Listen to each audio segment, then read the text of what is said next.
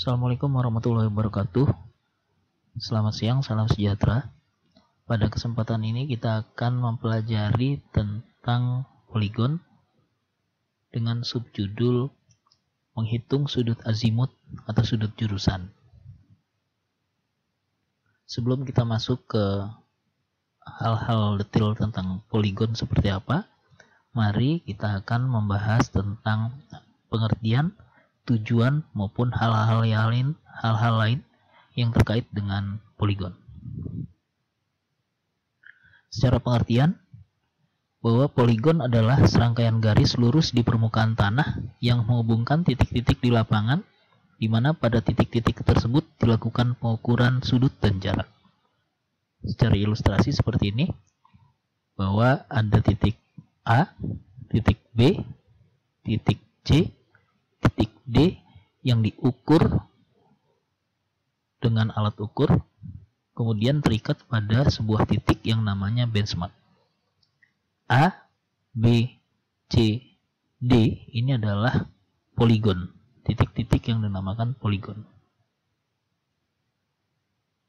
Tujuan dari pembuatan poligon adalah untuk memperbanyak koordinat titik-titik di lapangan yang diperlukan untuk pembuatan peta. Atau dengan kata lain, untuk pembuatan kerangka peta. Secara konsep, poligon adalah suatu kerangka kerja horizontal yang terdiri dari titik kontrol yang dihubungkan dengan garis ukur. Kemudian yang kedua adalah titik-titik kontrol pada poligon tersebut digunakan sebagai kerangka dasar horizontal yang kita kenal dengan namanya koordinat. Kemudian kerangka dasar vertikal atau yang disebut elevasi untuk pembuatan peta. Selanjutnya, pada pengukuran poligon, data yang diukur di lapangan adalah data sudut dan jarak antar titik kontrol tersebut.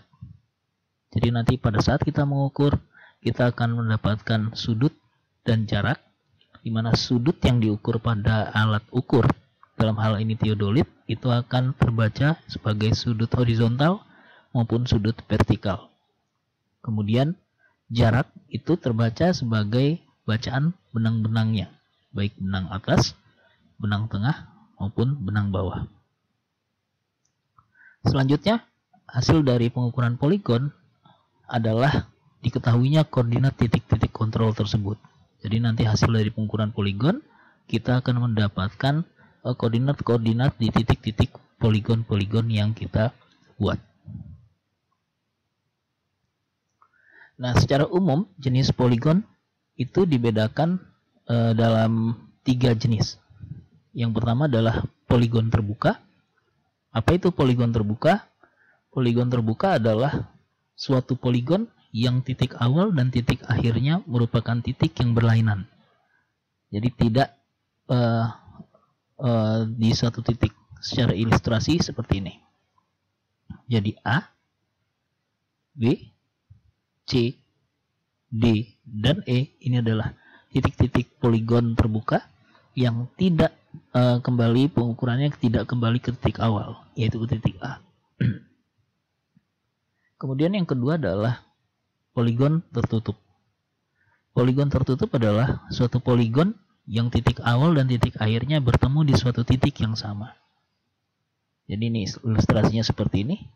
Titik A, titik B, titik C, kemudian titik D, dan titik E itu kembali lagi ke pengukuran di titik awalnya, yaitu titik A. Ini adalah poligon tertutup. Yang ketiga adalah poligon bercabang. Nah, poligon bercabang ini adalah poligon kombinasi dari poligon tertutup maupun poligon terbuka. Secara pengertian bahwa poligon bercabang adalah suatu poligon yang dapat mempunyai satu titik simpul atau lebih. Ya, secara ilustrasi seperti ini. Jadi ada poligon A, B, C, D, E, dan F. Ini merupakan poligon tertutup. Kemudian pada dua titiknya, di titik E maupun titik F, itu ada titik percabangannya. Jadi dari titik E, dia mengukur ke titik I, J, dan ke titik B. Kemudian dari titik F, dia mengukur ke titik K.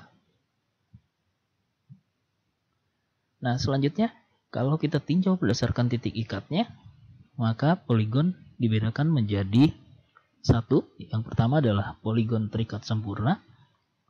Nah, poligon terikat sempurna ini itu dapat terjadi pada poligon terbuka maupun poligon tertutup jika poligon tersebut terikat pada dua titik yang diketahui koordinat maupun elevasinya. Jadi kita terikat pada dua buah titik yang diketahui koordinat maupun elevasinya. Secara ilustrasi seperti ini. Jadi ada poligon terbuka A, poligon terbuka B, C, D, dan E. Ini pada dua titiknya, itu di A itu terikat pada sebuah titik koordinat yang mempunyai koordinat X, Y, dan elevasinya Z. Kemudian di titik E juga sama, terikat pada sebuah titik yang mempunyai koordinat X, Y, dan elevasinya Z. Kemudian yang kedua adalah poligon terikat sebagian. Poligon terikat sebagian ini sama dapat terjadi pada poligon terbuka maupun poligon tertutup jika terikat pada satu titik yang diketahui koordinat maupun elevasinya. Ilustrasinya seperti ini. Jadi dia hanya terikat pada satu buah titik. Dalam hal ini titik A yang mempunyai nilai koordinat X, Y, dan elevasinya Z. Nah, kemudian yang ketiga adalah poligon yang tidak terikat atau poligon bebas. Jadi jenis poligon ini sama dapat terjadi pada poligon terbuka maupun poligon tertutup yang tidak terikat. Jadi semua titiknya tidak terikat pada sebuah titik. Jadi dia bebas.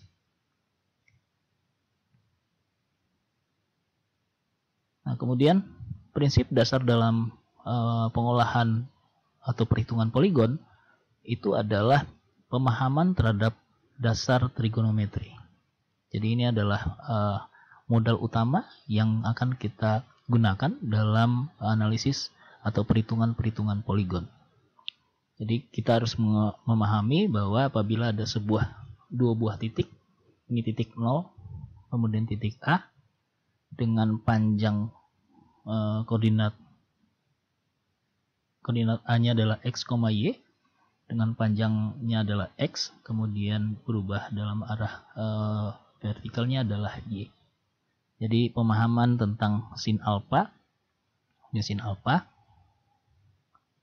ini adalah depan per sisi miring, kemudian cos alpha samping per sisi miringnya, kemudian tangen sisi depan per sisi sampingnya, kemudian kotangen adalah sisi sampingnya dibanding dengan sisi depannya. Ini yang harus kita pahami. 4 prinsip ini. Nah, kita akan tinjau poligon terbuka. Di sini jika ada titik A dan B diketahui koordinatnya, maka berdasarkan prinsip trigonometri kita dapat menghitung besarnya sudut jurusan AB atau yang kita sebut dengan alfa AB. Nah, alfa AB ini merupakan sudut yang diukur dari arah utara titik A ke arah B. Jadi secara ilustrasi digambarkan seperti ini. Ini adalah titik A dengan koordinat XA, YA. Kemudian ini adalah koordinat B dengan titik B dengan koordinat XB, YB. Kemudian dia dari arah utara itu ada sudut jurusannya. Ya, sudut jurusannya yang kita sebut alfa AB. Nah, alfa AB ini adalah sudut jurusan yang kita hitung, yang kita ukur dari arah utaranya. Nah, untuk menghitung arah utaranya, untuk menghitung sudut alfa AB-nya, pertama kita tarik garis horizontal, kemudian kita tarik garis vertikalnya. Ini untuk garis bantu saja, 2 garis ini. Kemudian kita tahu bahwa dari garis horizontal ke arah utara ini sudutnya adalah sebesar 90 derajat.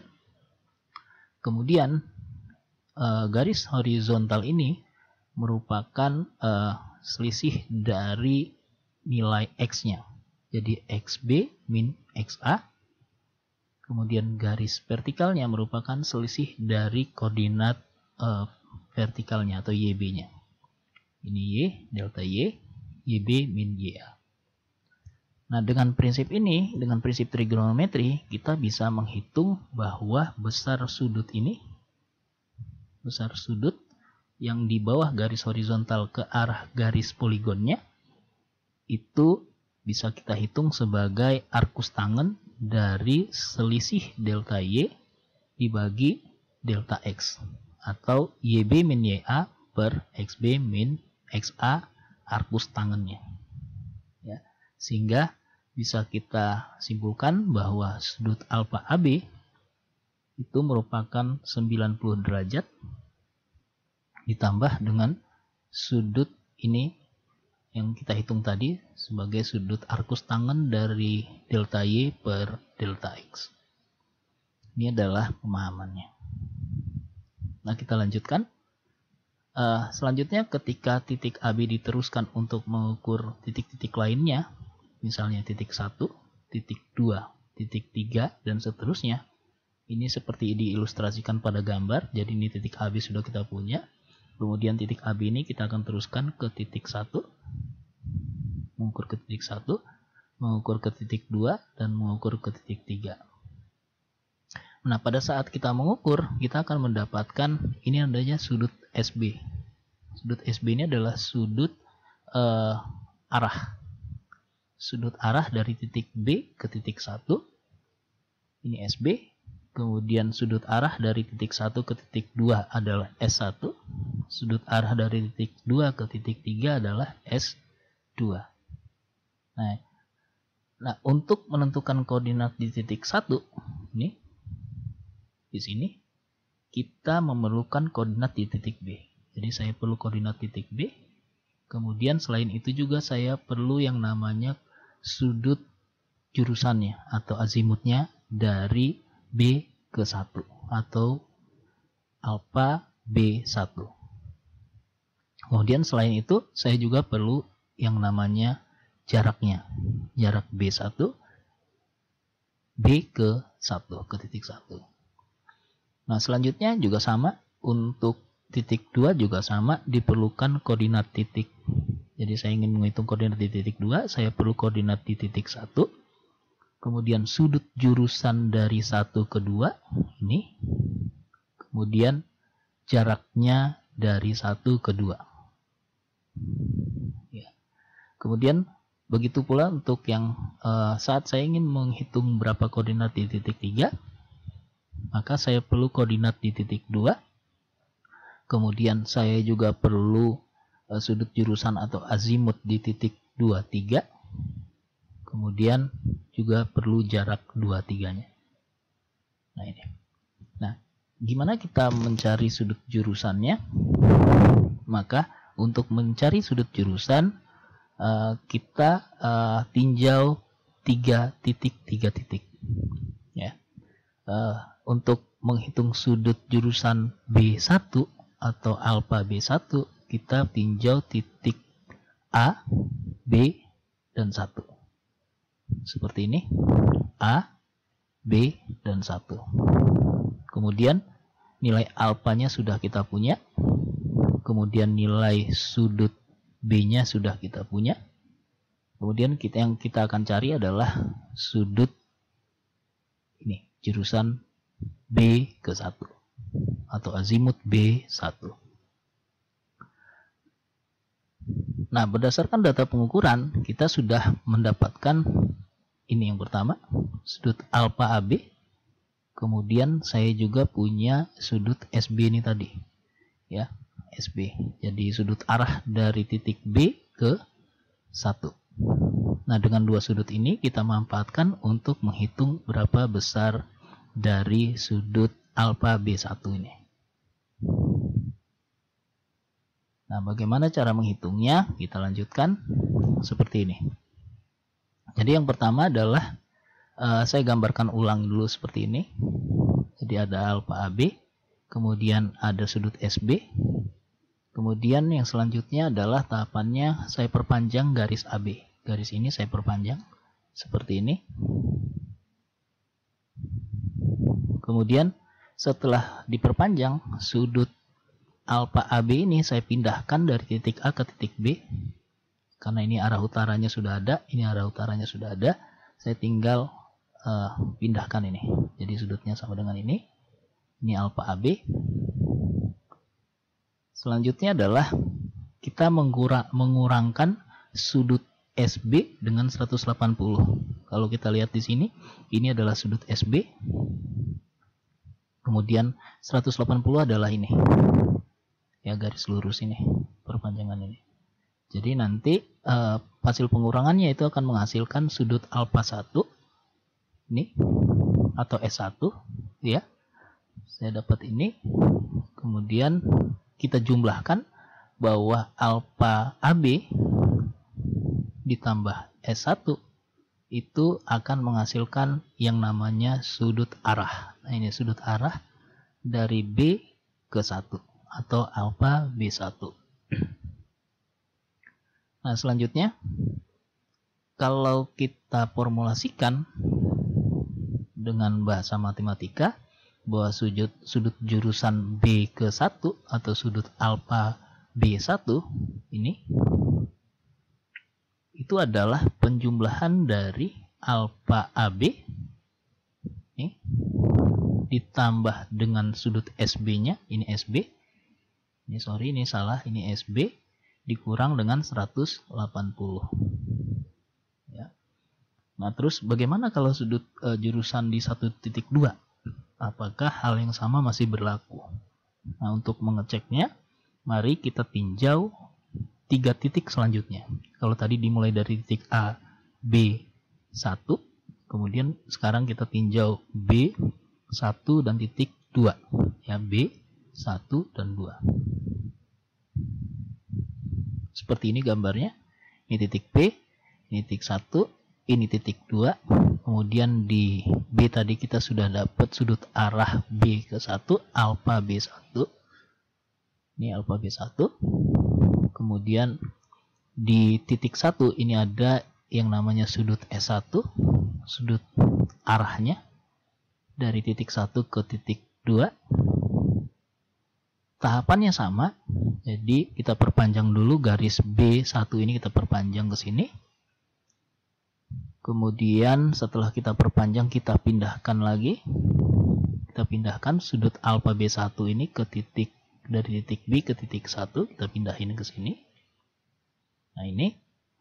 Selanjutnya kita kurangkan sudut S1 ini sudut S1 dengan sudut 180, maka dia sudut S1 dikurang 180, yang hasilnya adalah minus ini. Minus, kita sebut saja alfa 2. Ya. Jadi hasilnya ini minus alfa 2, kemudian kalau saya jumlahkan itu akan menghasilkan sudut alfa B1. Nah, kita lihat, kita formulasikan, ternyata setelah kita formulasikan sudut alfa 12 itu sama dengan alfa B1, ini alfa B1 ditambah S1 dikurang 180. Ya. Jadi sama rumusnya tadi. Kalau alfa 12 maka alfa sebelumnya adalah alfa B1, ini alfa B1 ditambah sudut pada titik itu dikurang 180. Nah, oleh karenanya secara umum rumus sudut jurusan atau azimut adalah seperti ini. Jadi sudut alfa yang ditinjau di titik yang ditinjau adalah alfa di titik sebelumnya. Ya, misalnya kita tinjau titik 1, maka alfa sebelumnya adalah titik B, alfa B1 ditambah sudut arahnya pada titik itu dikurang 180. Nah, ini adalah sudut jurusan atau sudut azimut. Oke, sampai sini kuliah kita akan melanjutkan di perkuliahan berikutnya. Kemudian untuk tugas yang kalian kerjakan itu adalah seperti ini. Kita akan jumpa lagi di video tutorial selanjutnya. Terima kasih.